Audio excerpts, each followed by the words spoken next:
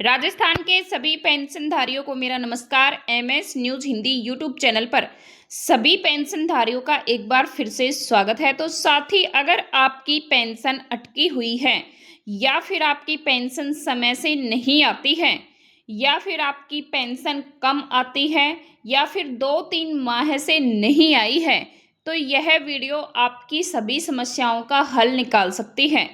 तो सभी समस्याओं का हल जानने के लिए वीडियो को शुरू से लेकर लास्ट तक जरूर देखें, वीडियो में बने रहें, क्योंकि आपके सामने आपकी पेंशन अगर अटकी हुई है, नहीं आई है या और भी कोई शिकायत है तो सभी परेशानियों का हल लेकर के सामने आ चुकी है।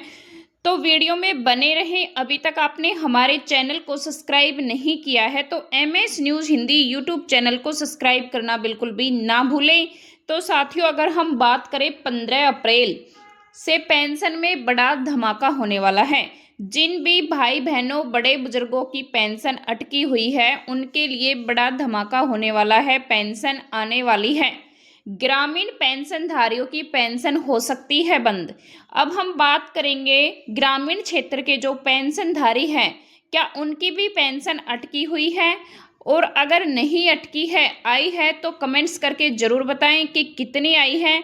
लेकिन अभी सुनने में आ रहा है कि ग्रामीण पेंशनधारियों की पेंशन बंद होने वाली है।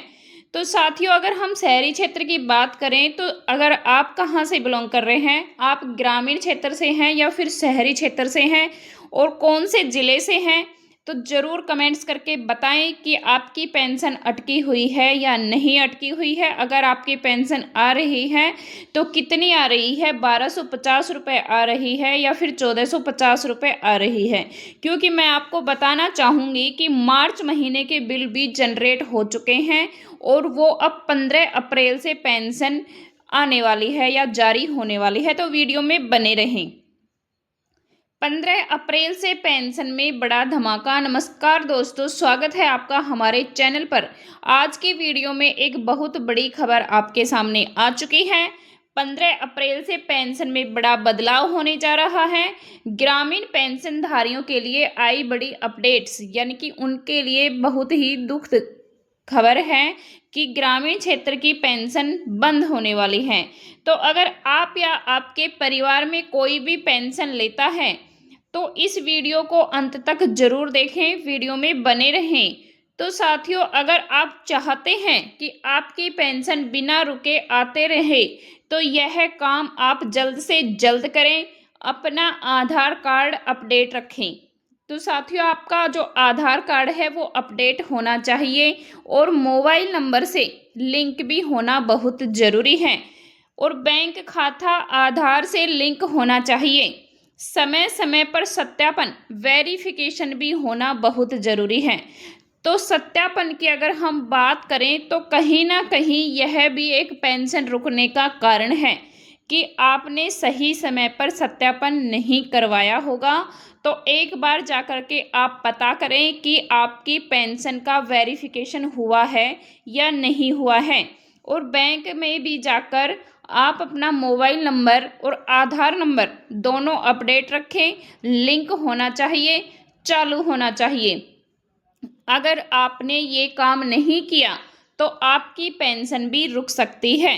तो दोस्तों, क्या आपकी पेंशन 1250 रुपये है या फिर 1450 रुपये मिलने वाली है?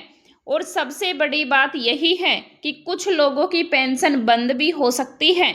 चलिए पूरी जानकारी आसान भाषा में हम समझने वाले हैं। तो मुख्य जानकारी की अगर हम बात करें तो सरकार की तरफ से ग्रामीण पेंशनधारियों को लेकर एक नई अपडेट सामने आई है। तो उसमें पहला अपडेट्स है कि कुछ लाभार्थियों को अब 1250 रुपये की जगह 1450 रुपये तक पेंशन मिल सकती है, यानी कि सीधा 200 रुपये तक का फ़ायदा होने वाला है। तो ग्रामीण क्षेत्र में कुछ पेंशनधारियों की पेंशन अटक सकती है, अटकना ही नहीं बंद भी हो सकती है, और जिनको मिलेगी उनको 1450 रुपये पेंशन मिलेगी। दूसरा अपडेट्स है कि 15 अप्रैल से कई लोगों का मार्च का बिल जनरेट किया जाएगा, यानी कि जिनको मार्च में पेंशन नहीं मिली है तो उनका भी जो बिल है वो भी जनरेट हो सकता है, जिनका नहीं हुआ है। तो इसका मतलब है कि जो पेंडिंग में पेंशन है उसका भुगतान वो जल्द ही खाते में करने वाले हैं या फिर जल्द ही खाते में आ जाएगा। तो साथियों, तीसरा सबसे ज़रूरी अपडेट्स है कि जिन लोगों का आधार बैंक खाता दस्तावेज सही नहीं है, उनकी पेंशन रोक भी दी जा सकती है, बंद भी हो सकती है। तो ध्यान रहे कि आप जल्दी से सत्यापन करवाएं, वेरिफिकेशन करवाना बहुत ज़रूरी है। तो साथियों, कुछ कमेंट्स आए हुए थे पेंशन को लेके, जिन पर हम चर्चा करते हैं कि राजस्थान सरकार का तहे दिल से बहुत बहुत धन्यवाद कि 50 रुपये पेंशन बढ़ा करके दिव्यांग, विधवा और वृद्धजनों का मान सम्मान बढ़ाया, यानी कि जो भी पेंशन बढ़ोतरी हुई है उसके लिए बताया गया है। लेकिन इसमें बहुत ज़्यादा बढ़ा दिया। इन बढ़ी हुई राशि दिव्यांग की पाचन प्रक्रिया में काम आएगी, तो इतनी बड़ी राशि को पचाना मुश्किल हो जाएगा।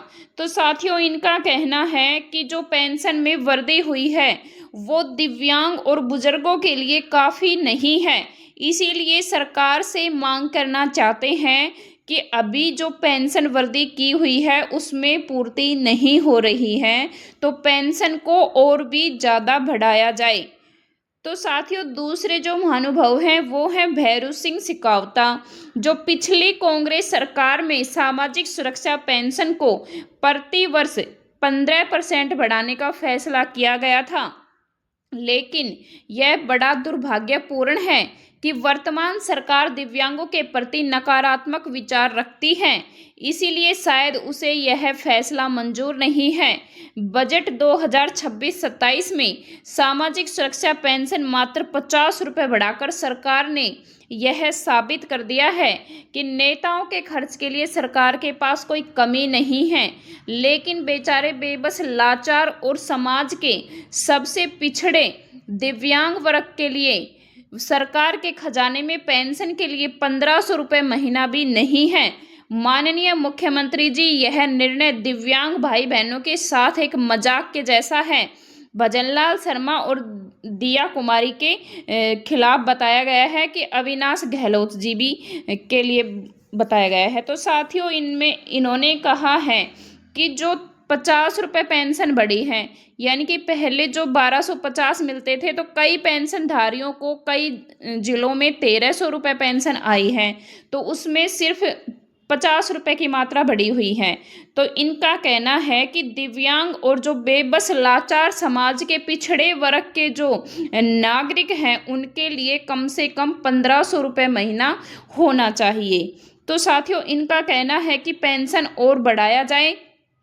अगर 15 अप्रैल से जो पेंशन जुड़ी थी या अपडेट्स जो आने वाली है, तो साथियों यह जानकारी आपको अगर उपयोगी लगी है तो चैनल को सब्सक्राइब जरूर करें। MS news Hindi YouTube channel को सब्सक्राइब जरूर करें और बेल आइकन को जरूर दबाएं। आपको ऐसी अपडेट्स मिलती रहे। धन्यवाद। और जल्दी से जल्दी सबसे ज़रूरी बात कि सत्यापन जरूर करवाएं, हो सकता है कि कहीं आपकी पेंशन नहीं अटक जाए। धन्यवाद।